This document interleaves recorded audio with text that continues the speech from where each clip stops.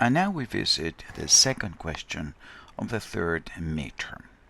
In the circuit below, this one that has three resistors, one current source, a switch, and a capacitor. The capacitor initially has no charge, that is Q is 0 at first. The values of the current source are given 30 milliamps. These two resistors have the same value, 1 kilo ohms each, and R3 has twice as many, 2 kilo ohms. The capacitor's value is 0.25 millifarads. The question is for the current Ix and after t equals 0, this current, and after we close the switch. A. Find the value of that current right after the switch closes, that is at 0 plus. Let's observe this. This capacitor has a charge 0, but we remember that in a capacitor Q is CV. The voltage and the charge in the capacitor go hand in hand. If Q is 0, the voltage in the capacitor is 0 too, and it will not change instantaneously. So at 0 plus, the voltage in the capacitor is 0, which means that this point up here and that point down there are the same point electrically. It is as if the capacitor was a wire. If that is like a wire, then the current in this resistor R3 is 0, and those two resistors R1 and R2 are effectively in parallel. 1 kilo ohm in parallel. So the current of the source is split in half, and the current Ix at 0 plus is half 30 milliamps, which is 15 milliamps, and we have the first answer, A, 15 milliamps.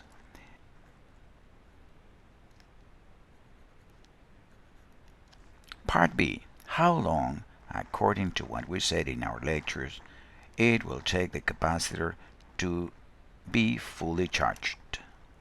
We remember from our lectures that the time is 5 tau. What is the tau of this circuit after t equals 0? Well, for that, we need the Thevenin resistance of the circuit seen by the capacitor, and tau will be R Thevenin times C. What is R Thevenin? Well, that's easy. After t equals 0, the circuit seen by the capacitor has only one independent source. To find the R Thevenin of the circuit seen by the capacitor, we kill this current source. We erase it, it's an open circuit, and we say R Thevenin seen by that capacitor is these two resistors in parallel with R3. 1 kilo ohm in series with 1 kilo ohm, that is 2 kilo ohms, in parallel with R3, which is 2 kilo ohms. So 2 kilo ohms in parallel with 2 kilo ohms, and we know that the answer is 1 kilo ohm. So R Thevenin is 1 kilo ohm. That means that tau for t after 0, which is R Thevenin C, is 1 kilo ohm that multiplies 0.25 millifarads, that is 1/4 of a second. So the time necessary for that capacitor to be fully charged to reach steady state again is 5 taus, 5/4 of a second, 1.25 seconds. And that is the answer for that. Part C is a little bit more interesting. What will be the final voltage of the capacitor? Well, we know that the final voltage in the capacitor when it's fully charged will be just V Thevenin of the circuit seen by the capacitor. So the question is, what is V Thevenin seen by that capacitor? Let's remove the capacitor for a second. Like so. What is that voltage there?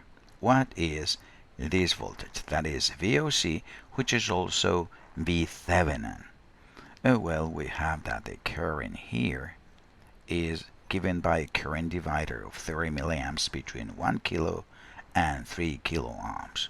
That current multiplied by R3 will give me this voltage, which is VOC, which is also V Thevenin, which is also the final value of the voltage in the capacitor. So the final voltage in the capacitor, this one, is this current multiplied by R3, which is 2 kilo ohms. That current is given by the current divider of 30 milliamps. That multiplies R1, which is 1 kilo, and divided by 1 kilo plus 1 plus 2, that is 4 kilo ohms. And that current multiplied by R3, which is 2 kilos. And that gives me 15 volts. That is the final value of the voltage in the capacitor. And that is the value we enter here, 15 volts.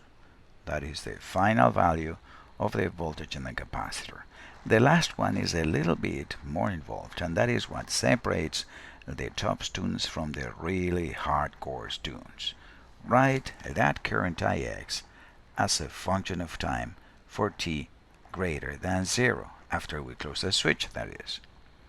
Let's move our attention to something we know how to do. Let's find what is the voltage in the capacitor as a function of time. We know the initial value of the voltage in the capacitor, which is 0. We know the final value, which is 15 volts. We also know the time constant, which is 1/4 of a second. Of course, we can write the voltage in the capacitor as a function of time very easily. Remember what it was? Initial value minus final value multiplied by the exponential. That is negative t over tau over 1/4, that is negative 4t, plus the final value, which is 15. That is the voltage in the capacitor after t equals 0 as a function of time. Why do I care about that? Because I will use that voltage in the capacitor as a function of time to find Ix as a function of time as well. Let me go to another page. In this circuit, the voltage in the capacitor is already known.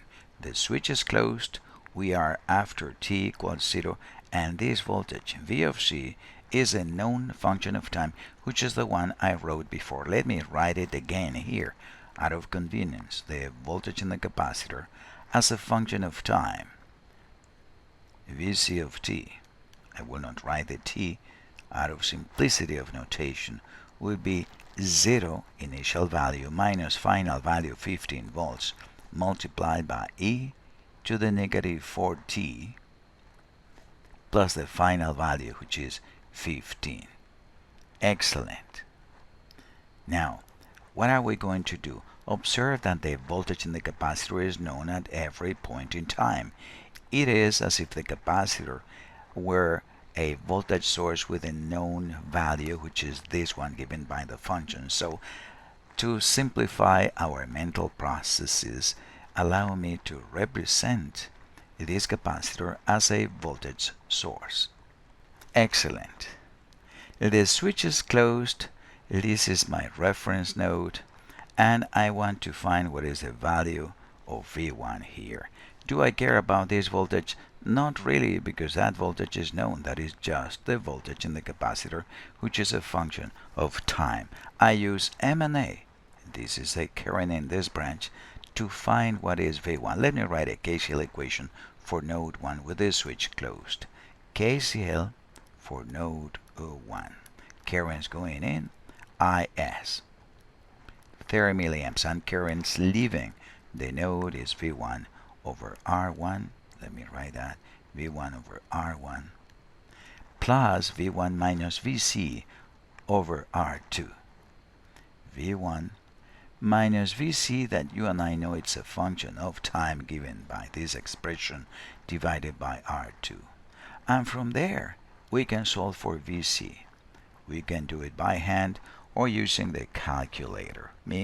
I'm going to use the calculator. You see, that is that expression, and I want to solve for V1. I set up V1 as the independent variable with mode CIS independent variable, and then invoke the symbolic solver and ask for solve for Vx and say V1 is a function of the current source, of the resistors, and of course of the voltage in the capacitor Vc.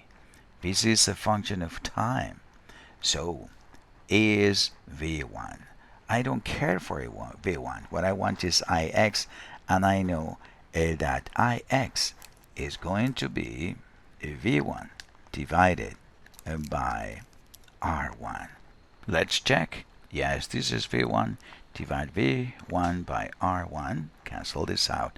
And we get that the current Ix is Is 30 multiplied by R2 plus Vc, which is a function of time, divided by this, which is 2 kiloohms. This is a function of time, which is what the problem is asking me to write. Allow me. I write this is a constant Ix. It's a function of time, of course, and it has a constant value, which is Is R2 divided by R1 plus R2.